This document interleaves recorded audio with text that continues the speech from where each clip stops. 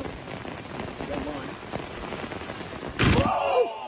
At ito pa, kung sugatan ka pa, kung sobrang selfish mo pa dahil sa trauma, kung hindi ka pa healed, huwag ka munang magmadaling pumasok sa relasyon. Mag-heal ka muna sa presensya ng Diyos, matutunan mo munang ibigay sa sarili mo yung mga hinahanap mo sa ibang tao. Para hindi ka naghahanap ng tao na magiging tagapagligtas mo emotionally. Awit 147, Mateo 11:28. Kasi ang totoo, kapag hindi ka healed, madadala mo yung sugat mo sa relasyon.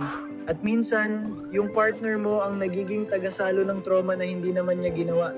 Kaya bago relasyon, healing muna, presence ni God muna, pagkilala muna sa sarili mo. At kapag natutunan mo ng magmahal ng tama, doon ka pumasok sa relasyon. Hindi dahil lonely ka, hindi dahil bored ka, hindi dahil gusto mo ng validation, kundi dahil handa ka ng magmahal.